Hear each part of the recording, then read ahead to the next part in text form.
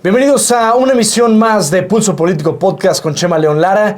Este es el episodio número 8 y para esto regresa el invitado del primer episodio, Daniel Gutiérrez Medrano, analista político internacional. Daniel, ¿cómo estás? Chema, un gusto siempre estar aquí platicando contigo. Hay muchas cosas internacionales de las cuales hablar, pero creo que hoy vale la pena centrarnos en los temas internacionales en los cuales México se está viendo involucrado.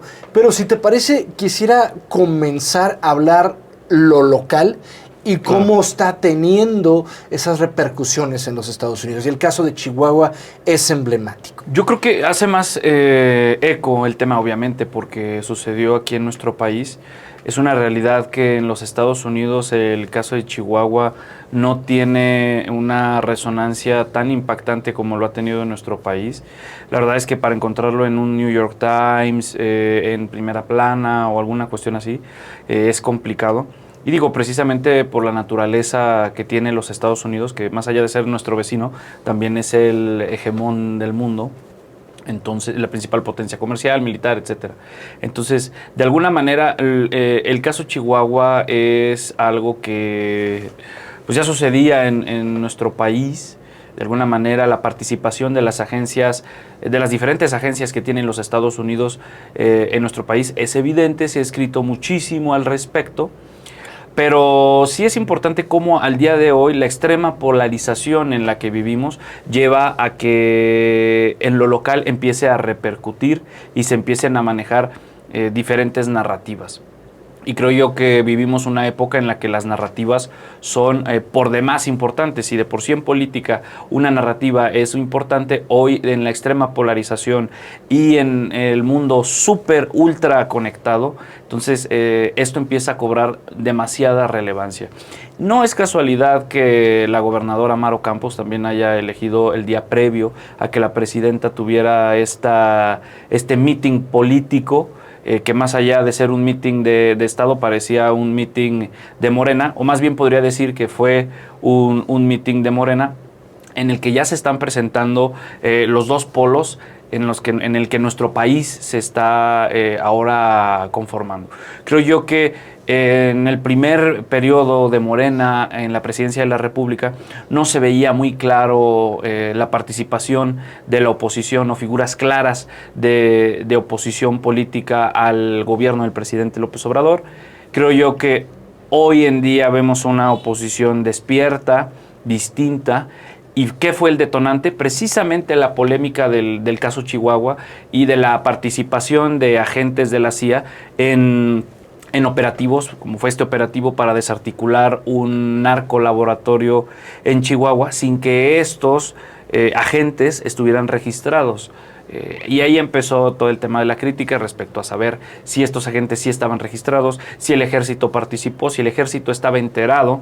Entiendo que el ejército participó en el operativo junto con la Fiscalía de Chihuahua, y lo que alega la gobernadora es que desconocía la participación de agentes norteamericanos, pero en fin, participaron y había tanto agencias locales, hablando del gobierno de Chihuahua, como la participación del ejército, que es federal. Entonces, y aquí es donde vienen algunas aristas muy importantes.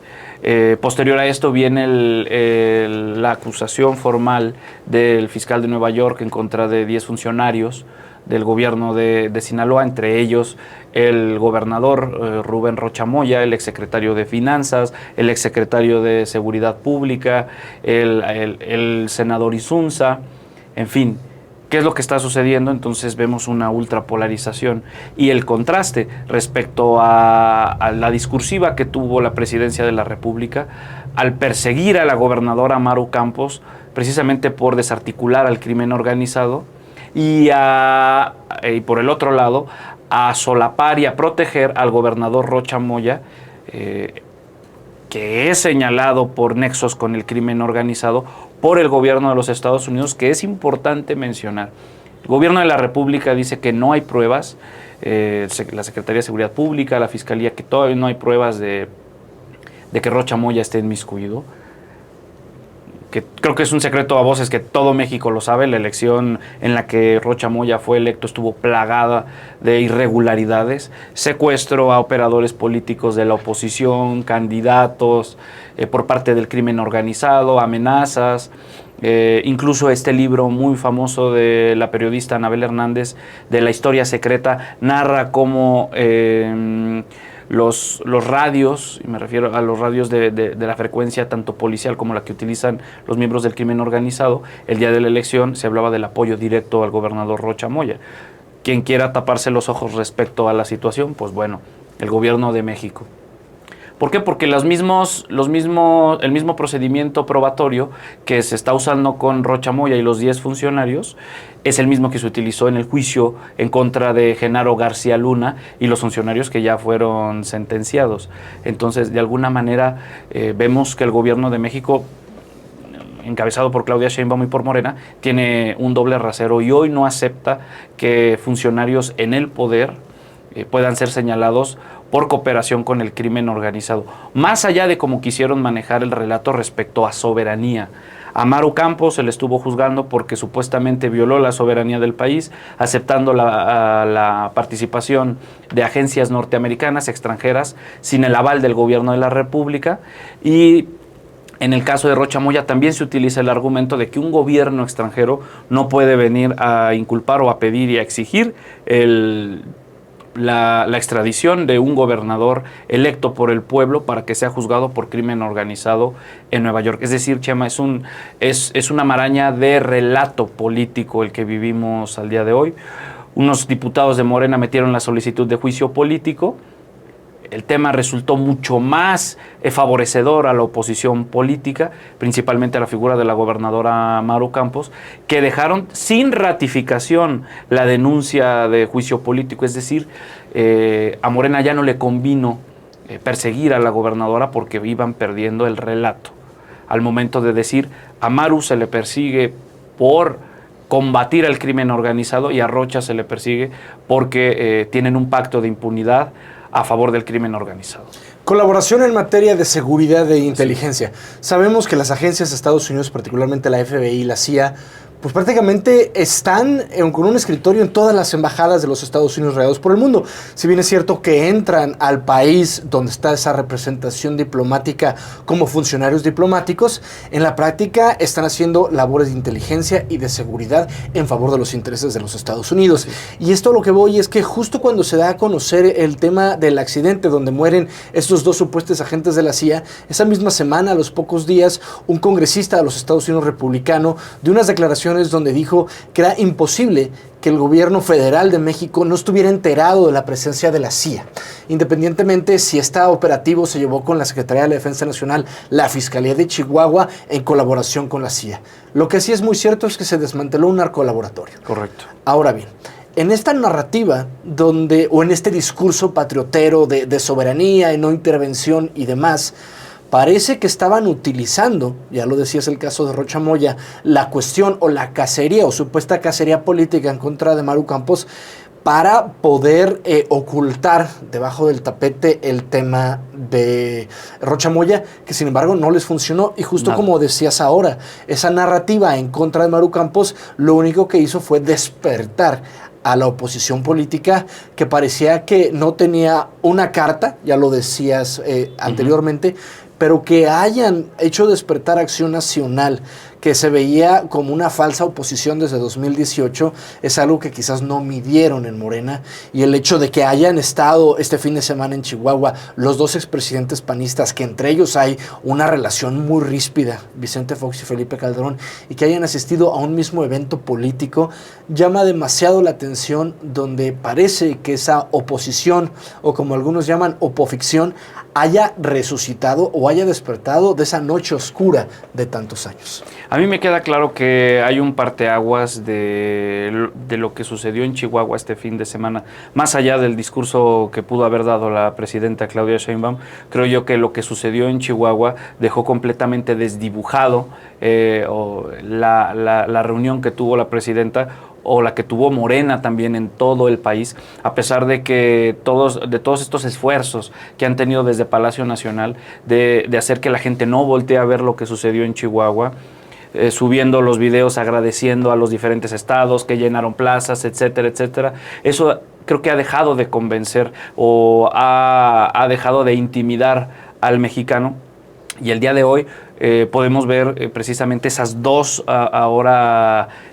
visiones de Estado que está incluso permeando en jóvenes, en antiguos votantes de la izquierda, que ahora están volteando a ver a la oposición, una oposición real, y que al día de hoy siento yo que está tomando la bandera el Partido Acción Nacional. ¿Dónde quedan los demás partidos de la oposición? Quedan muy rezagados, al menos en esta carrera rumbo al 2027 y al 2030, al menos en este momento.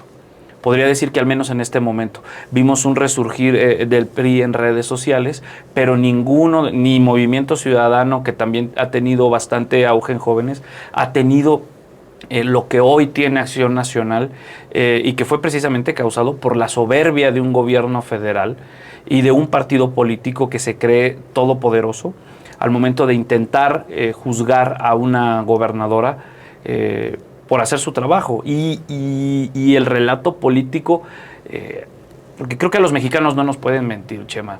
La situación en seguridad no está bien, la inseguridad en carreteras aumentó con el gobierno, desde el gobierno del presidente López Obrador. Es decir, los mexicanos vivimos en carne propia el crecimiento de la inseguridad y del crimen organizado. Hace unos días hubo unos ataques con drones militares en contra de una población indígena en Guerrero. Los propios indígenas pedían el apoyo del presidente norteamericano, y un video que se hizo viral en redes sociales pidiendo al presidente Donald Trump que los ayudara porque Claudia Sheinbaum no los escuchaba. Y creo yo que sí hay un sentir de abandono por parte de la mayoría de la población. Entonces, ¿qué es lo que más duele en este momento? Es el tema de la inseguridad, y ese es el discurso o ese es el relato o narrativa que en estos momentos está permeando más allá de los temas comerciales. No ha pegado el tema de hacer creer al mexicano que el gobierno de México es quien tiene la soberanía. No, quien tiene la soberanía de acuerdo a la Constitución es el pueblo de México, el Estado, no el gobierno, no Morena. Lo que deberían estar haciendo en Palacio Nacional es precisamente cooperar con el gobierno de los Estados Unidos, porque es lo que piden. No, dice Claudia Sheinbaum, que cooperación no es subordinación. No es lo mismo.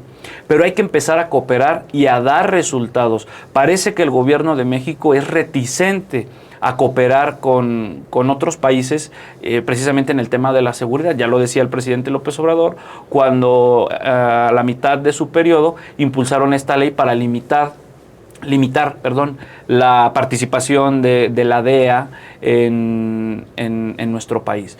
Digo, yo creo que es muy criticable pues la participación de agencias de otros países en nuestro país. Yo estoy en desacuerdo en que no haya una coordinación y que hagan lo que Pedro por su casa, pero creo yo que debe haber coordinación, pero coordinación efectiva, y coordinación con las entidades federativas también. Vemos a la presidenta de la República y al gobierno de Morena y al grupo parlamentario y a toda esta orquesta de izquierda que están en contra de que las entidades federativas puedan tener algún tipo de relación internacional. Bueno, es que eso ya tiene muchísimos años. Recordar que una federación, los estados son libres y soberanos. La propia Constitución nos limita a firmar tratados internacionales en el ámbito estricto. Pero las entidades federativas, de acuerdo a la ley sobre celebración de tratados, pueden firmar acuerdos con otras entidades extranjeras, llámese organismos internacionales, entidades subnacionales, es decir, como son los estados o municipios en México, en otros países, departamentos, provincias, municipios, ciudades, condados. Eso pueden hacer nuestras entidades federativas y nuestros municipios. Ahora estamos viendo una intentona centralista para también quitarles esas facultades a los estados. Bien lo decía la gobernadora Maru Campos, tenemos un acuerdo con el gobierno de Texas para el tema de la seguridad, para apoyos, etcétera. Y desde San Lázaro se escucharon las voces de eso está muy mal, que las entidades federativas tengan este tipo de facultades. Bueno, las tienen. Entonces hay que ver más o menos hacia dónde va tendiendo el panorama. Ya lo habían dicho desde 2018 hasta la fecha, que se busca centralizar todo de nuevo. Parecería que ahora los que se decían amigos de la democracia, de la república, de Benito Juárez, etcétera, etcétera, ahora busquen hacer lo que hacían los enemigos de ellos, precisamente centralizar la toma de decisiones desde Palacio Nacional, como se hacía en la época de Antonio López de Santana, que tanto les gusta citar. Entonces, lo que hay que buscar aquí es, hablando ya de temas quizá técnicos, es la descentralización y la verdadera cooperación con resultados con otras entidades de otros países. No está mal que México se abra al mundo. Y poco a poco queda clarísimo, como bien lo dijo López Obrador, la mejor política interior es la política exterior. México se ha quedado aislado completamente del mundo. La influencia de México, al menos en la región latinoamericana, es nula. Tan así que ahora lo único que vemos es en la mañanera hablar, o antes a López Obrador, ahora a Claudia Sheinbaum, quejarse del injerencismo, de que gana la derecha, de que esto, que el otro. Pero bueno, en su momento ellos fueron apoyados por Podemos, el partido de izquierda radical de España, de Iglesias, que ahora es Sumar y que bueno, ya está casi completamente desaparecido, por el Foro de Sao Paulo. Luego hicieron el Grupo de Puebla para contrarrestar al Grupo de Lima para hacer presión a Venezuela. Recibieron apoyos de los venezolanos, ahora ya no están. Y vemos que el péndulo ideológico en Latinoamérica está virando a la derecha. Lo vimos en las elecciones pasadas, ahora en Colombia, con el triunfo polarizado, es un triunfo polarizado, de Abelardo de la Espriella, que le gana al delfín de Petro a Cepeda. Cepeda en una primera vuelta con 41, de la Espriella con 47. ¿Qué está pasando ahora? Los socios de México en Latinoamérica se están desapareciendo. ¿Por qué? Porque en lugar de tener una política de Estado, han tenido una política facciosa de corte ideológico para solamente quienes nos caen bien. También resulta muy chistoso, podría decir, que el domingo el discurso de la presidenta muy envalentonado en contra de los Estados Unidos, y al día siguiente le preguntan y dicen, no, es un sector de la ultraderecha norteamericana, no creo que sea el presidente Donald Trump. No dijo, no lo negó categóricamente, dijo, no creo yo que sea el presidente Donald Trump. Obviamente sabemos que la gente cercana al presidente Donald Trump pues es el propio presidente quien lo pone. Son discursos populistas, Chema, que tiene para hablar a su base electoral, pero al momento de materializar no hay nada. Ahora, hablas de la base electoral y es un discurso complicado. Ahora con el tema de Rocha Moya están justificando que no hay pruebas en su contra.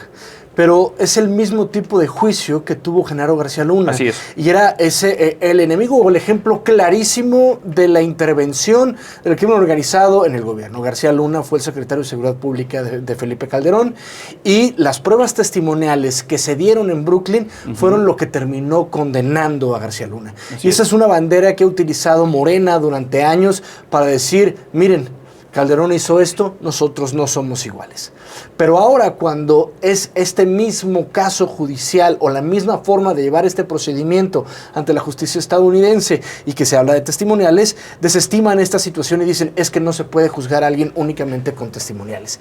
Y eso ha calado, es decir, ¿cómo no podía saberse? Claro. Ah, bueno, si no se supo o si se supo, el tema es que García Luna ya está condenado y está preso en los Estados Unidos.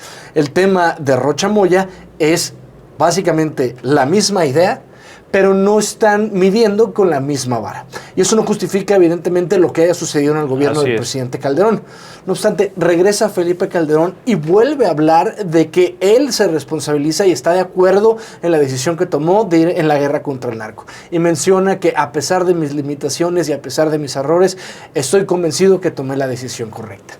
Pero aquí está la situación de este discurso tan polarizado que se vive actualmente en este país. Y vemos el caso, ya mencionabas, de Espriella y el caso de Cepeda en Colombia, donde no se llega a ninguno al 50% y se tiene que ir al próximo 21 de junio a la segunda vuelta. También vemos el caso de Kast en Argentina, en Chile estamos viendo el caso de Noboa, estamos viendo el propio Bukele. En noviembre de este año habrá elecciones en Brasil, donde es Lula, de 80 años, en contra del hijo de Bolsonaro, de Flavio Bolsonaro. Es decir, ya finalmente en México se está viendo que hay una oposición de derecha real. Y esto está marcando hacia la elección intermedia de 2027. Así es. Con aras a plantear un proyecto correcto en 2030. ¿Crees que México estará viendo finalmente en 2030 esta división tan clara como se está viviendo en el resto del continente entre una opción de izquierda progresista y a otra opción de derecha conservadora? Yo creo que sí, eso es lo que está tendiendo el mundo y México no es ajeno al comportamiento principalmente regional en América Latina, a pesar de que nos hemos sentido lejanos a nuestros compatriotas latinoamericanos de Centro y Sudamérica. No creo que México vaya a ser la excepción y lo estamos viendo, se estuvo gestando de alguna manera desde la llegada de López Obrador y lo vimos en el mundo, Chema, vimos en el mundo que outsiders, políticos, aunque López Obrador llevaba cobrando en la política muchísimos años, pero con un discurso populista en contra de las élites, iban llegando a tomar el poder en los principales países del mundo. Ya lo vimos, empezó desde 2016 con la llegada de Donald Trump y seguimos inmersos en esa dinámica que sigue la extrema polarización y en nuestro país desde Palacio Nacional se han dedicado a dividir entre izquierdas y derechas, derecha conservadora, esto y el otro. ¿Qué va a hacer el mexicano que no se identifique con Morena? Va a decir, dentro de su propio relato, soy de derecha. Voy a buscar esta opción que es contraria.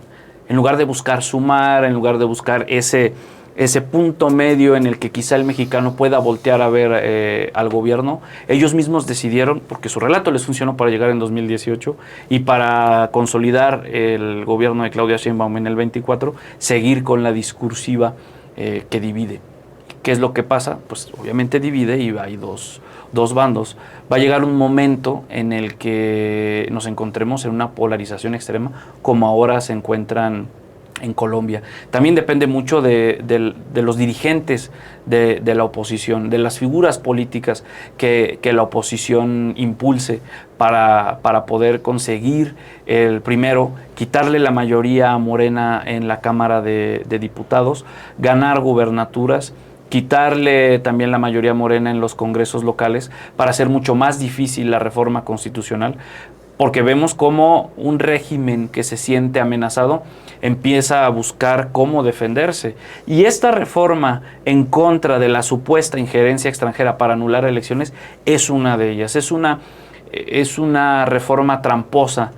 De alguna manera, creo yo que a lo largo de los años hemos visto cómo la izquierda latinoamericana, cada vez que pierde elecciones, dice que fue fraude electoral, que tiene tufo de fraude electoral, como ahora Petro está negando los resultados de la primera vuelta en Colombia. Lo mismo lo vimos en México en el 2006 y seguramente cada vez que pierden supuestamente hay fraude electoral. No nos vayamos tan lejos. Aquí en el estado de Aguascalientes, Morena también intentó decir que fue un fraude electoral la victoria contundente de Acción Nacional, tanto en el 2024 como en el 2022. Entonces es un arma que tenía o que tiene la izquierda latinoamericana para martirizarse, es decir, el martirio tantos años les sirvió para ganar simpatías y creo yo que hoy en día no va a permear ni va a funcionar. ¿Tú crees que el tema ideológico todavía pesa en México? Porque yo tengo una observación respecto al caso, por ejemplo, de Venezuela o de Colombia, inclusive Brasil, o no se diga también de Argentina. Cuando tenían gobiernos de izquierda, pues la base electoral tenía sustento en las becas o apoyos sociales. Pero llegó un momento en que no fue suficiente. ¿Tú crees que el voto en Argentina, el caso de Colombia, que también el caso de Petro es clarísimo de los apoyos sociales, pero hubo un voto clarísimo anti-Petro? No es que sea un tema ideológico de votar por la derecha, sino pues tú sabes que cada elección tiene cierto nivel plebiscitario. Es decir, se revisa al poder y se le premia o se le castiga. Sí. este movimiento que se está generando en México a través de Acción Nacional, de Maru Campos, del regreso de los expresidentes, ¿ellos tratarán de capitalizar el voto antimorena o más bien creen que sí son una opción diferente de país? Obviamente van a capitalizar el voto antimorena. Es evidente en las democracias sanas, o al menos en las democracias que no se han convertido en autocracias. Cada elección, como bien lo mencionas tú, se vuelve un tanto tema plebiscitario, es decir, la evaluación que existe respecto del gobierno del mandatario saliente. Entonces hay un voto de castigo respecto a los malos manejos que tienen los mandatarios de izquierda, pero hay otro que utiliza la propia oposición, que es de derecha, para poder convencer. En México, a lo mejor en Argentina pudo haber sido el tema económico, y por eso el triunfo de Javier Milei, teniendo todo este discurso en contra de la izquierda, de los Kirchner. Principalmente el argumento es económico. En México lo que vemos ahora es un argumento de seguridad. Es un argumento 100% de seguridad. Entonces el mexicano va a empezar a polarizarse respecto a, bueno, esta opción política. En Acción Nacional, Felipe Calderón le declaró la guerra al narco, en fin. Y de este lado, el presidente López Obrador, abrazos no balazos, ha crecido la inseguridad en México, en carreteras, ahora persiguen a Maru Campos, etcétera, etcétera. Entonces existe esa polarización. Sí hay gente que dice, ok, estoy en contra del gobierno de Morena, pero quienes verdaderamente metieron el tema ideológico a debate en nuestro país fue el gobierno de México, encabezado por López Obrador, y ahora todavía más ensalzado por la presidenta Claudia Sheinbaum. Era lo que yo te mencionaba. Quizá en México, al menos yo recuerdo cuando iba en la preparatoria, en la secundaria, no se veía tan clara la diferencia entre quién es una persona de izquierda, quién es una persona de derecha. La gente de derecha no se decía claramente de derecha, la gente de izquierda la veíamos solamente en las aulas universitarias, y ahora podemos ver cómo hay mexicanos que en redes sociales se presentan como personas del lado de la derecha. Y quien ha puesto la leña al fuego ha sido el gobierno de Claudia Sheinbaum. Y eso ha abonado a que muchos mexicanos también de ambos lados, pues de los espectros políticos, hayan decidido tomar una postura. Entonces, creo yo que todo va tendiendo hacia eso, hacia que en 2027 y 2030 vamos a ver electores que vayan tomando más en consideración temas tanto de evaluación de gobiernos como también temas ideológicos. Lo podemos ver principalmente en jóvenes. Las redes sociales están plagadas de crítica al gobierno, de apología también al gobierno y de las pugnas que existen entre ambos. Es decir, los comunicadores oficiales y sus cuentas subalternas, sus think tanks y todo, también han abonado al auge de este otro espectro político que a lo mejor en México era un tanto difuso por el PRI, porque tuvimos estos 70 años de PRI en el que el péndulo ideológico balanceaba entre un presidente con políticas asistencialistas a un presidente neoliberal. Entonces veíamos un partido hegemónico que no tenía miedo de balancearse entre la izquierda y la derecha. Hoy vemos, al menos en el relato político, un gobierno que se dice de izquierda, que se dice progresista y que vapulea al otro lado, que es la derecha. Entonces hay que poner mucha atención en los votantes jóvenes, en los votantes universitarios, en los millennials, respecto a cómo van tomando postura en tanto las posturas que son de castigo o de premio, como las posturas ideológicas actuales. A ver, el tema ideológico es interesante porque estamos viendo cada vez menos opciones políticas de centro. O es derecha o es izquierda. Y esta polarización no abona mucho en un tema democrático, porque finalmente en una democracia deberían de caber todas las voces. Sí, López Obrador tuvo un punto clarísimo: vamos a dividir el país, vamos a generar esta división clarísima entre ricos y pobres, estamos dejando a un lado o estamos atacando a la clase media, estamos también creyendo que si vas al PAN eres enemigo del país, eres traidor a la patria, si quieres ser bueno y si quieres formar parte del pueblo bueno y sabio, tienes que estar con nosotros. Pero estamos viendo, volvemos al caso de Argentina, una cosa es el discurso y otra cosa es la práctica.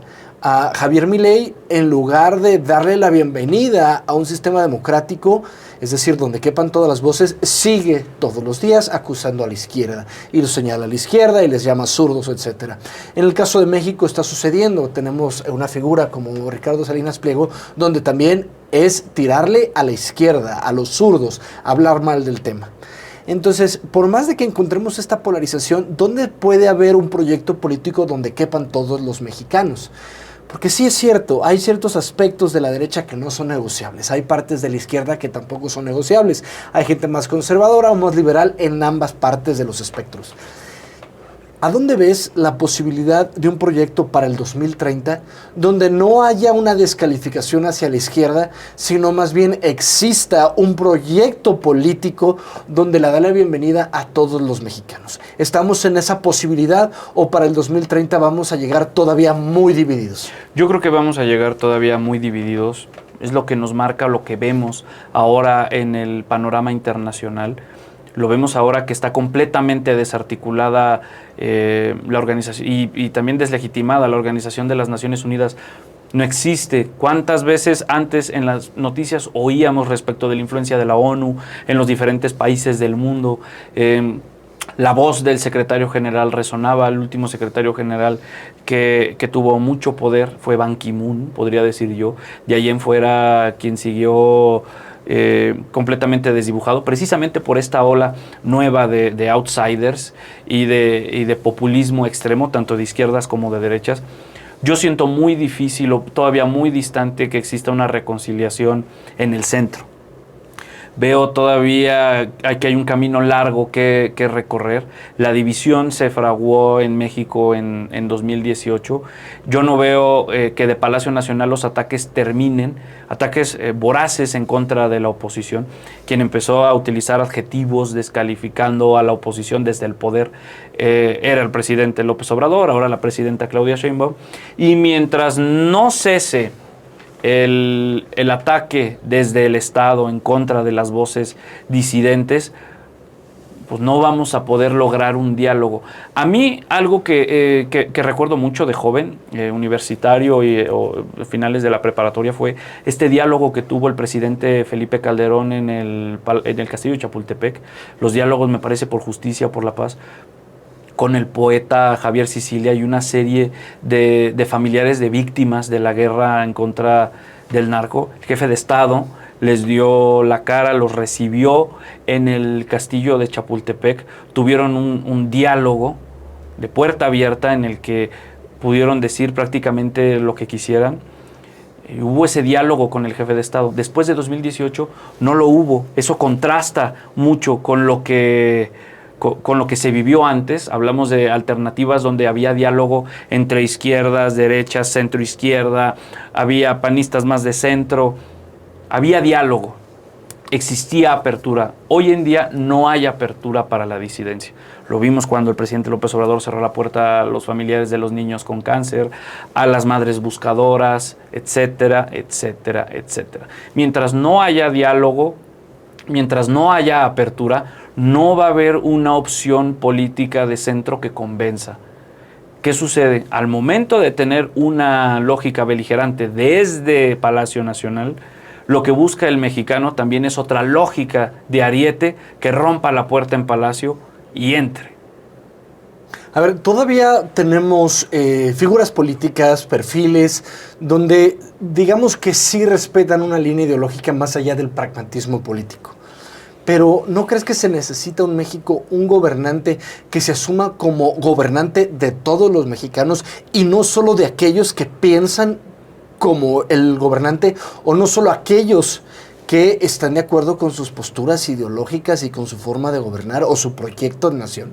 Claro que sí, yo lo creo, precisamente por eso tocó el tema de Felipe Calderón, le abrió la puerta en el castillo de Chapultepec a las diferentes personas, había personas de izquierda, había creyentes, estaba Javier Sicilia. Necesitamos un jefe de Estado que se asuma jefe de todos los mexicanos. ¿Qué hizo Claudia Sheinbaum al llegar? Hacer fue una situación completamente caricaturesca en la que supuestamente firma su renuncia al partido de Morena para ser presidenta de todos los mexicanos, y que hemos visto que Claudia Sheinbaum parece mucho más una militante recalcitrante de Morena y de la izquierda progresista que ser la presidenta de todos los mexicanos. ¿Cómo vamos a vencer esa cuestión, digamos, quienes formamos parte de la oposición o quienes simpatizamos más con la oposición, no con los gobiernos de Morena, precisamente dentro de esa lógica en la que tienes que entrar al debate y al contraste? No te puedes quedar, como ellos dicen, México no es una piñata. Bueno, la oposición tampoco debe ser ya la piñata del poder. A ver, una oposición que... frontal. Exactamente.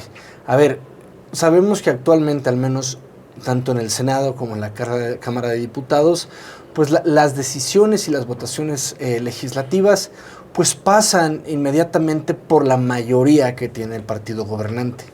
Pero ha habido voces que al menos desde tribuna han podido dar un discurso que ofrezca una alternativa de nación. Pero ¿qué pasa? Volvamos a la elección del 2024. Quizás el fenómeno Xóchitl nunca aprendió, quizás fue una campaña política que nació muerta, quizás fue también una opción ideológica que iba en contra de todo lo que defiende el partido que la llevó como su candidata, que es Acción Nacional.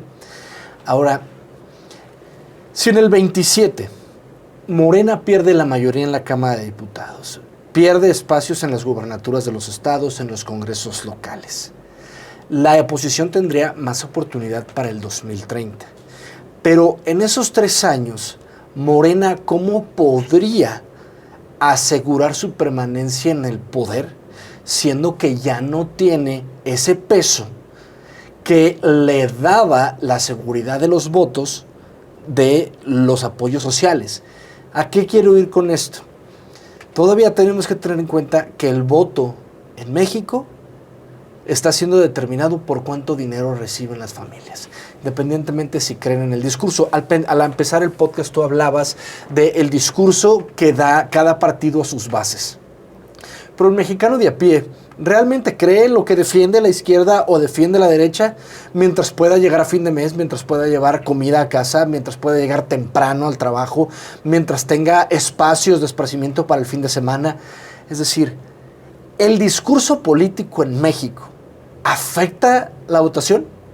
Porque López Obrador fue candidato 18 años y era el candidato más conocido. Eso no se puede negar. Pero yo siento a la fecha que el discurso en México ya no tiene el peso, sino más bien cuánto dinero te voy a dar el día de la elección. Yo creo que sí tiene algo de peso, porque entonces el fenómeno que existe en América Latina y en el mundo no tendría explicación. México no es una isla que está completamente aislada de lo que pasa en el mundo, y mucho menos hoy que tenemos tanto acceso a las redes sociales, TikTok, Instagram, Facebook. Yo comparto la opinión al respecto, y ahí es donde viene el tema plebiscitario que mencionabas. Si la persona recibe dinero pero ya no le alcanza para comprar, a pesar de que reciba los 6,000 y la inflación siga subiendo, o que la inseguridad esté sin control, a pesar de que recibas ese dinero, sabes perfectamente que quien está sentado o tomando decisiones no está haciendo bien su trabajo. Entonces, ¿qué es lo que sucede ahora que estamos hiperconectados? Yo podría decir, no conozco la estadística real, pero sí más del 50% de los mexicanos tienen acceso a redes sociales, acceso a la información. No por algo, tampoco el gobierno de Claudia Sheinbaum está proponiendo regular las redes sociales, supuestamente con el tema de que hay mucha desinformación, muchas fake news, etcétera, etcétera, etcétera. Entonces, si el gobierno de la República no tuviera miedo, o al menos Morena y sus aliados no tuvieran miedo de perder el poder rumbo a 2030, no estarían tomando las decisiones políticas que están tomando. Esta primera reforma para anular elecciones con la supuesta injerencia extranjera y la reforma que viene para regular supuestamente los contenidos falsos en la televisión y en las redes sociales. En fin, yo creo que es todo un tema mucho más complicado que el decir yo recibo tanto al día, yo voy a votar. Creo que Aguascalientes es un claro ejemplo de ello. Muchísimos adultos mayores reciben la pensión universal, pero eso no quiere decir que vayan a votar por Morena. Tiene que ver mucho, y los propios morenistas lo han dicho. Con Aguascalientes no han podido porque es una sociedad mucho más tradicional, mucho más de corte ideológico de derecha, como es la región del Bajío y una parte del norte. Entonces, no dejas de lado los temas discursivos ni los temas tradicionales. Que la oposición y los gobiernos actuales en algunas de las entidades federativas hayan empezado a fallar a sus bases, pues bueno, es otra cosa. Y que la gente empiece a mirar otras alternativas también es otra cosa, incluso al oficialismo. No por algo también hemos visto el crecimiento de Morena en entidades donde tradicionalmente gobernaba la oposición. A ver, Morena en sí mismo, ¿tú lo ves ya como un partido gobierno o en la práctica sigue siendo un movimiento con un líder histórico que tiene aún hoy en día la capacidad de determinar el rumbo del país a través del gobierno federal? Pero ¿qué pasaría si para las próximas elecciones, tanto el 27 como el 30, no exista ya la figura del gran Mesías tropical Andrés Manuel López Obrador?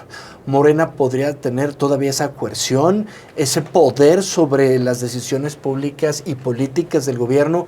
¿Dónde quedaría Claudia Sheinbaum? Si actualmente sabemos que hay muchos grupos internos en Morena, pero que están alineados porque existe López Obrador. Pensando en que la figura de López Obrador ya no esté, ya sea que sea exiliado, ya sea que verdaderamente saque las manos, ya sea que pueda fallecer, ¿a dónde iría un Morena rumbo a las elecciones únicamente con Claudia Sheinbaum o con Monreal o con Adán Augusto o hasta con el mismo Noroña?